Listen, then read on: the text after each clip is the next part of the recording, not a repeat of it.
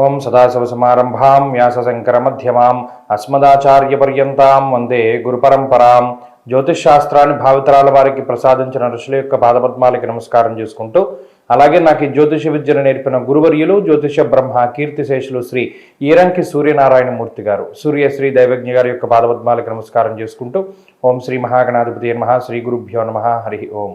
వీక్షకులందరికీ నమస్కారం. వృషభ రాశి వారికి ఈ వారం సానుకూలమైనటువంటి వారంగా చెప్పవచ్చును.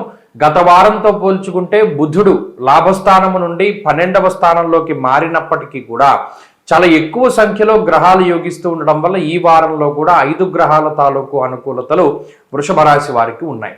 ప్రత్యేకించి మనం గమనిస్తే వ్యయస్థానమున చేరి ఉన్నటువంటి రవి బుధుల యొక్క సంచారం వల్ల మాత్రం కొంత ఈ స్వస్థాన నాశనం చేయవ బంధురోగో ధనక్షయం అన్నది శాస్త్రం. వృషభ రాశి వారికి ఏమవుతుంది? ఖర్చులు పెరుగుతాయి. అది సొంత కుటుంబ సభ్యుల కోసమో, లేదా కొంత దైవిక కార్యక్రమాల కోసమో, లేదా మొక్కుబడుల కోసమో, లేదా ఏదైనా ఖర్చు పెట్టాల్సినటువంటి పరిస్థితులు రావడం వలన కొంత ధనాన్ని ఖర్చు పెట్టవలసి వస్తుంది.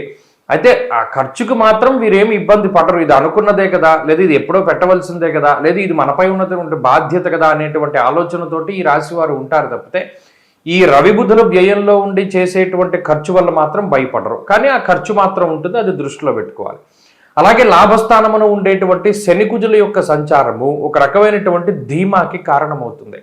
మనం ఎలాగైనా సరే ముందుకు వెళ్ళగలం, మన చేతిలో ఇవి ఉన్నాయి, మనం ఇలా చేయగలుగుతాం, మనకి ఈ తెలివితేటలు ఉన్నాయి, మనకి వీరి సపోర్ట్ ఉంటుంది అనేటువంటి భావన చాలా ఎక్కువగా ఉంటుంది. కాబట్టి మీ మీద మీకు నమ్మకం ఉంటుంది, ఇతరులపైన నమ్మకం కూడా చాలా ఎక్కువగా ఉంటుంది. దానితోటి ఏ విషయం పైన సరే ధైర్యంగా ముందుకు వెళ్ళగలుగుతూ ఉంటారు వృషభ రాశి వారు. అలాగే ఇందాక చెప్పుకున్నట్టు ఖర్చులు ఎన్నున్నా ఖర్చుకు తగ్గ ఆదాయం ఉంటుంది. కాబట్టి ఈ వారంలో ఆర్థిక ఇబ్బందులు ఏవి కనబడడం లేదు.